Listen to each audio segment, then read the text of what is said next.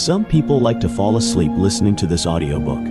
The color of the video is in a tone that does not bother the eyes while reading.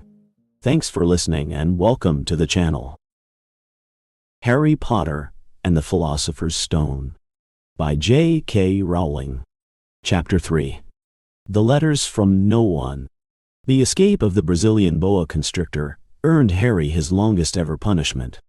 By the time he was allowed out of his cupboard again, the summer holidays had started, and Dudley had already broken his new video camera, crashed his remote control airplane, and the first time out on his racing bike, knocked down old Mrs. Fig as she crossed Privet Drive on her crutches. Harry was glad school was over, but there was no escaping Dudley's gang, who visited the house every single day.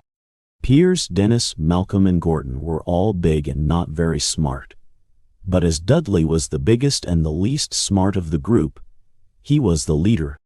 The rest of them were all quite happy to join in Dudley's favorite sport, Harry hunting. This was why Harry spent as much time as possible out of the house, wandering around and thinking about the end of the holidays, where he could see a tiny ray of hope. When September came, he would be going off to secondary school, and, for the first time in his life, he would not be with Dudley. Dudley had been accepted at Uncle Vernon's old private school, Smeltings. Piers Polkiss was going there too. Harry, on the other hand, was going to Stonewall High, the local public school. Dudley thought this was very funny. They stuffed people's heads down the toilet the first day at Stonewall, he told Harry. Want to come upstairs and practice? No, thanks, said Harry. The poor toilet has never had anything as horrible as your head down it. It might be sick. Then he ran, before Dudley could work out what he had said. One day in July, Aunt Petunia took Dudley to London to buy his Smeltings uniform, leaving Harry at Mrs. Fig's. Mrs. Fig was not as bad as usual. It turned out she had broken her leg tripping over one of her cats, and she did not seem quite as fond of them as before. She let Harry watch television and gave him a bit of chocolate cake that tasted as though she had kept it for several years. That evening, Dudley paraded around the living room for the family in his brand new uniform. Smeltings boys wore maroon tailcoats, orange knickerbockers, and flat straw hats called boaters. They also carried knobbly sticks, used for hitting each other while the teachers were not looking. This was supposed to be good training for later life. As he looked at Dudley in his new knickerbockers, Uncle Vernon said gruffly that it was the proudest moment of his life. Aunt Petunia burst into tears and said she could not believe it was her little Dudleykins. He looked so handsome and grown up. Harry did not trust himself to speak. He thought 2 of his ribs might already have cracked from trying not to laugh. There was a horrible smell in the kitchen the next morning when Harry went in for breakfast. It seemed to be coming from a large metal tub in the sink. He went to have a look. The tub was full of what looked like dirty rags swimming in gray water. "What is this?" he asked Aunt Petunia. Her lips tightened, as they always did if he dared to ask a question. "Your new school uniform," she said. Harry looked in the bowl again. "Oh," he said, "I did not realize it had to be so wet." "Do not be stupid," snapped Aunt Petunia. "I am dyeing some of Dudley's old things gray for you. It will look just like everyone else's when I have finished." Harry seriously doubted this, but thought it best not to argue. He sat down at the table and tried not to think about how he was going to look on his first day at Stonewall High. Like he was wearing bits of old elephant skin. Probably. Dudley and Uncle Vernon came in, both with wrinkled noses because of the smell from Harry's new uniform. Uncle Vernon opened his newspaper as usual, and Dudley banged his smelting stick, which he carried everywhere, on the table. They heard the click of the mail slot and the flop of letters on the doormat. "Get the mail, Dudley," said Uncle Vernon from behind his paper. "Make Harry get it." "Get the mail, Harry." "Make Dudley get it." Poke him with your smelting stick, Dudley. Harry dodged the smelting stick and went to get the mail. 3 things lay on the doormat. A postcard from Uncle Vernon and Sister Marge, who was vacationing on the Isle of Wight, a brown envelope that looked like a bill, and a letter for Harry. Harry picked it up and stared at it, his heart twanging like a giant elastic band. No one, ever, in his whole life, had written to him. Who would? He had no friends, no other relatives. He did not belong to the library. So he had never even got rude notes asking for books back. Yet here it was, a letter, addressed so plainly there could be no mistake. Mr. H. Potter, The Cupboard Under the Stairs, 4 Privet Drive, Little Winging, Surrey. The envelope was thick and heavy, made of yellowish parchment, and the address was written in emerald green ink. There was no stamp. Turning the envelope over, his hand trembling, Harry saw a purple wax seal bearing a coat of arms, a lion, an eagle, a badger, and a snake surrounding a large letter H. "Hurry up, boy," shouted Uncle Vernon from the kitchen. "What are you doing, checking for letter bombs?" He chuckled at his own joke. Harry went back to the kitchen, still staring at his letter. He handed Uncle Vernon the bill and the postcard, sat down, and slowly began to open the yellow envelope. Uncle Vernon ripped open the bill, snorted in disgust, and flipped over the postcard. "Marge is ill," he informed Aunt Petunia. "Ate a funny whelk." "Dad," said Dudley suddenly. "Dad, Harry has got something." Harry was on the point of unfolding his letter, which was written on the same heavy parchment as the envelope, when it was jerked sharply out of his hand by Uncle Vernon. "That is mine," said Harry, trying to snatch it back. "Who would be writing to you?" sneered Uncle Vernon, shaking the letter open with one hand and glancing at it. His face went from red to green faster than a set of traffic lights, and it did not stop there. Within seconds it was the grayish white of old porridge. "Petunia," he gasped. Dudley tried to grab the letter to read it, but Uncle Vernon held it high out of his reach. Aunt Petunia took it curiously and read the first line. For a moment, it looked as though she might faint. She clutched her throat and made a choking noise. "Vernon! Oh my goodness! Vernon!" They stared at each other, seeming to have forgotten that Harry and Dudley were still in the room. Dudley was not used to being ignored. He gave his father a sharp tap on the head with his smelting stick. "I want to read that letter," he said loudly.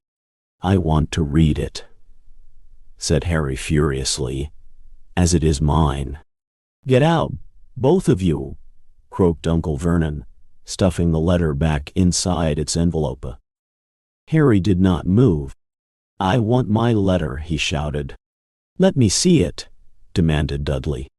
"Out," roared Uncle Vernon, and he took both Harry and Dudley by the scruffs of their necks and threw them into the hall, slamming the kitchen door behind them.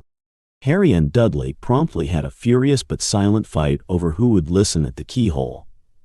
Dudley won, so Harry, his glasses dangling from one ear, lay flat on his stomach to listen at the crack between the door and floor. "Vernon," Aunt Petunia was saying in a quivering voice, "look at the address. How could they possibly know where he sleeps? You do not think they are watching the house? Watching, spying, might be following us," muttered Uncle Vernon wildly. "But what should we do, Vernon? Should we write back? Tell them we do not want." Harry could see Uncle Vernon's shiny black shoes pacing up and down the kitchen. "No," he said finally. "No, we will ignore it. If they do not get an answer, yes, that is best. We will not do anything. But I am not having one in the house, Petunia. Did not we swear when we took him in we would stamp out that dangerous nonsense? That evening when he got back from work, Uncle Vernon did something he had never done before. He visited Harry in his cupboard. "Where is my letter?" said Harry, the moment Uncle Vernon had squeezed through the door. "Who is writing to me?" "No one." "It was addressed to you by mistake," said Uncle Vernon shortly. "I have burned it." "It was not a mistake," said Harry angrily. "It had my cupboard on it." "Silence!" yelled Uncle Vernon, and a couple of spiders fell from the ceiling. He took a few deep breaths and then forced his face into a smile which looked quite painful. Yes, Harry. About this cupboard. Your aunt and I have been thinking, you are really getting a bit big for it. We think it might be nice if you moved into Dudley's second bedroom." "Why?" said Harry. "Do not ask questions," snapped his uncle. "Take this stuff upstairs now." The Dursleys' house had 4 bedrooms. One for Uncle Vernon and Aunt Petunia.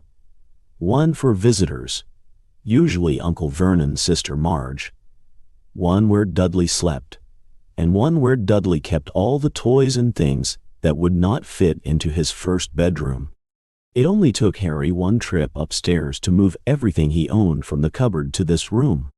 He sat down on the bed and stared around him. Nearly everything in here was broken.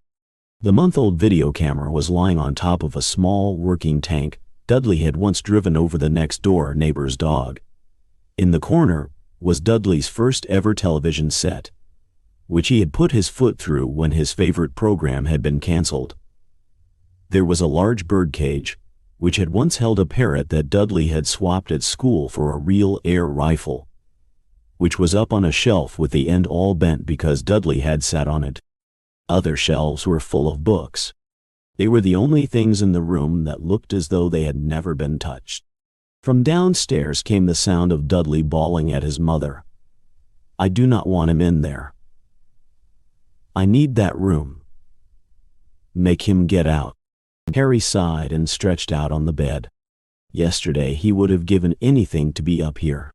Today he would rather be back in his cupboard with that letter than up here without it. This morning at breakfast, everyone was rather quiet. Dudley was in shock. He had screamed, hit his father with his smelting stick, been sick on purpose, kicked his mother, and thrown his tortoise through the greenhouse roof. And he still did not have his room back. Harry was thinking about this time yesterday, and bitterly wishing he had opened the letter in the hall. Uncle Vernon and Aunt Petunia kept looking at each other darkly. When the mail arrived, Uncle Vernon, who seemed to be trying to be nice to Harry, made Dudley go and get it. They heard him banging things with his smelting stick all the way down the hall. Then he shouted, "There is another one. Mr. H. Potter, the smallest bedroom, 4 Privet Drive." With a strangled cry, Uncle Vernon leapt from his seat and ran down the hall, Harry right behind him. Uncle Vernon had to wrestle Dudley to the ground to get the letter from him, which was made difficult by the fact that Harry had grabbed Uncle Vernon around the neck from behind. After a minute of confused fighting, in which everyone got hit a lot by the smelting stick, Uncle Vernon straightened up, gasping for breath, with Harry's letter clutched in his hand. "Go to your cupboard.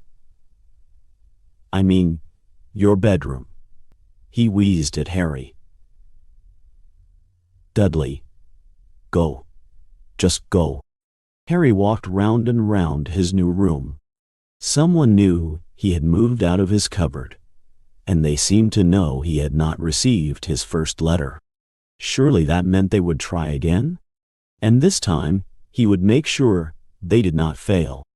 He had a plan. The repaired alarm clock rang at 6 o'clock the next morning. Harry turned it off quickly and dressed silently. He must not wake the Dursleys. He stole downstairs without turning on any of the lights. He was going to wait for the postman on the corner of Privet Drive and get the letters for number 4 first. His heart hammered as he crept across the dark hall toward the front door. Harry leapt into the air, he had trodden on something big and squashy on the doormat. Something alive. Lights clicked on upstairs, and to his horror, Harry realized that the big, squashy something had been his uncle's face. Uncle Vernon had been lying at the foot of the front door in a sleeping bag, clearly making sure that Harry did not do exactly what he had been trying to do. He shouted at Harry for about half an hour, and then told him to go and make a cup of tea.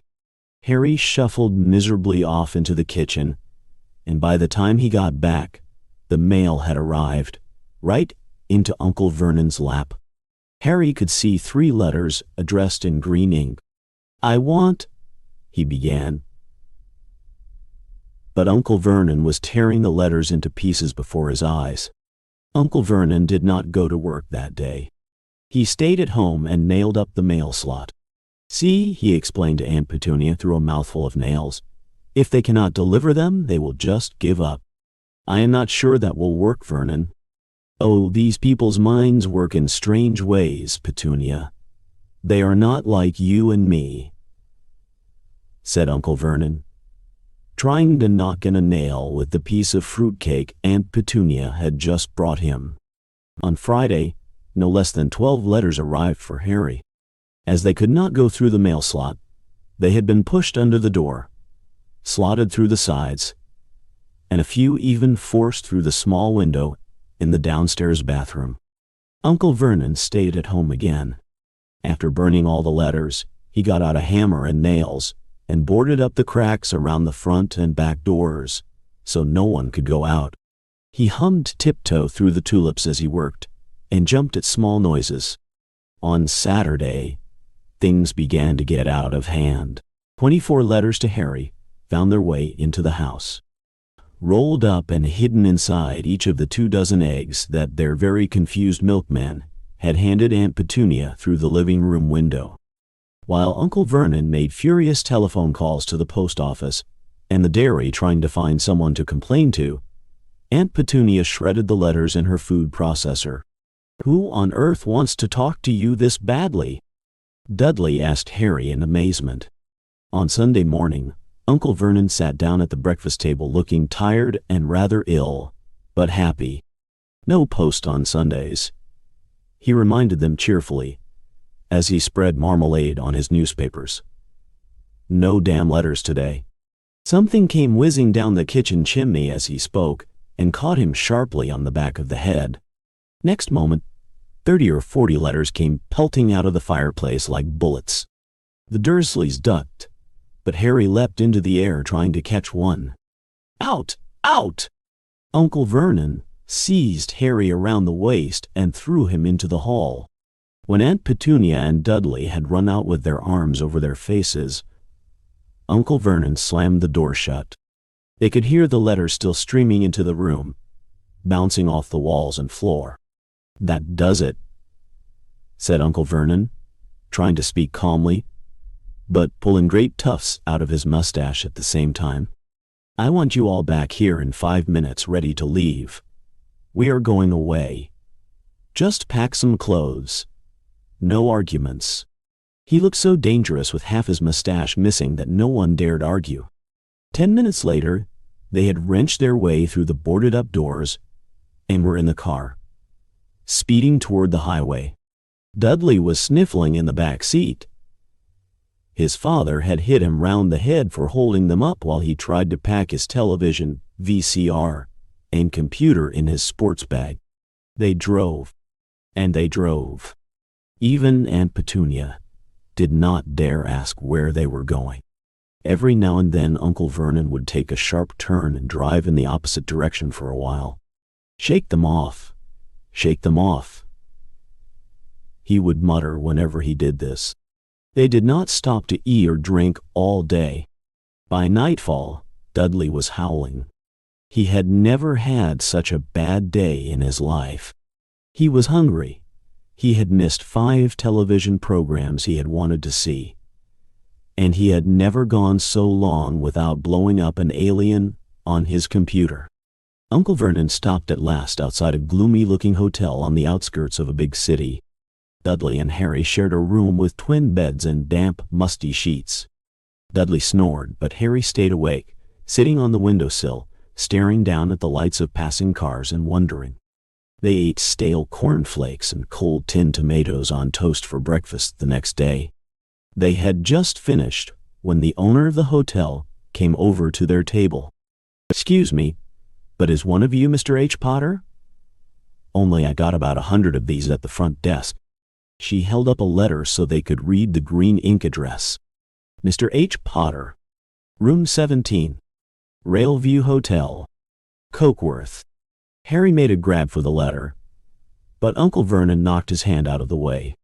The woman stared. "I will take them," said Uncle Vernon, standing up quickly and following her from the dining room. "Wouldn't it be better just to go home, dear?" Aunt Petunia suggested timidly, hours later, but Uncle Vernon didn't seem to hear her. Exactly what he was looking for, none of them knew. He drove them into the middle of a forest, got out, looked around, shook his head, got back in the car, and off they went again. The same thing happened in the middle of a plowed field, halfway across a suspension bridge, and at the top of a multi-level parking garage. "Daddy's gone mad, hasn't he?" Dudley asked Aunt Petunia dully late that afternoon. Uncle Vernon had parked at the coast, locked them all inside the car, and disappeared. It started to rain. Great drops beat on the roof of the car. Dudley sniveled. "It is Monday," he told his mother. "The great Humberto is on tonight. I want to stay somewhere with a television." Monday. This reminded Harry of something. If it was Monday, and you could usually count on Dudley to know the days of the week because of television, then tomorrow, Tuesday, was Harry's 11th birthday. Of course, his birthdays were never exactly fun. Last year, the Dursleys had given him a coat hanger and a pair of Uncle Vernon's old socks. Still, you were not 11 every day. Uncle Vernon was back and he was smiling. He was also carrying a long, thin package and did not answer Aunt Petunia when she asked what he had bought. "Found the perfect place," he said. "Come on, everyone out." It was very cold outside the car. Uncle Vernon was pointing at what looked like a large rock way out at sea. Perched on top of the rock was the most miserable little shack you could imagine. One thing was certain, there was no television in there. "Storm forecast for tonight," said Uncle Vernon gleefully, clapping his hands together. "And this gentleman's kindly agreed to lend us his boat." A toothless old man came ambling up to them, pointing with a rather wicked grin at an old rowboat bobbing in the iron-gray water below them. "I have already got us some rations," said Uncle Vernon, "so all aboard." It was freezing in the boat. Icy sea spray and rain crept down their necks, and a chilly wind whipped their faces. After what seemed like hours, they reached the rock, where Uncle Vernon, slipping and sliding, led the way to the broken-down house. The inside was horrible. It smelled strongly of seaweed. The wind whistled through the gaps in the wooden walls, and the fireplace was damp and empty. There were only 2 rooms.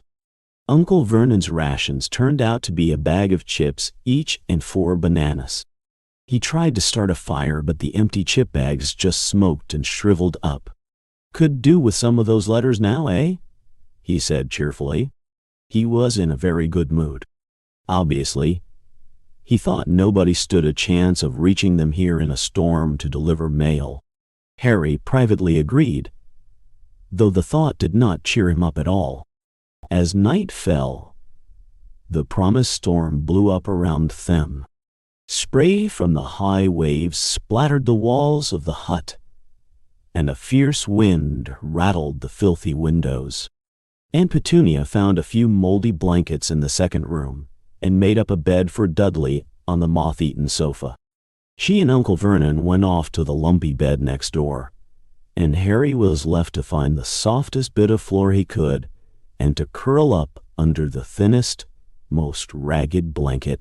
The storm raged more and more ferociously as the night went on. Harry could not sleep. He shivered and turned over, trying to get comfortable, his stomach rumbling with hunger. Dudley's snores were drowned by the low rolls of thunder that started near midnight.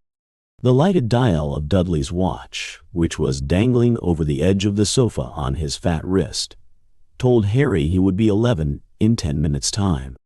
He lay and watched his birthday tick nearer, wondering if the Dursleys would remember at all, wondering where the letter writer was now.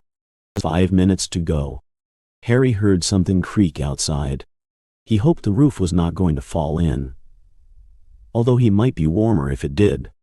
4 minutes to go. Maybe the house in Privet Drive would be so full of letters when they got back that he would be able to steal one somehow. 3 minutes to go. Was that the sea slapping hard on the rock like that?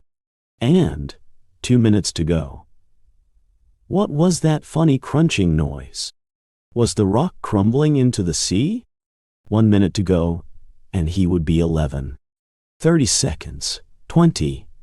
10. 9. Maybe he would wake Dudley up, just to annoy him. 3. 2. 1. Boom. The whole shack shivered and Harry sat bolt upright, staring at the door. Someone was outside knocking to come in.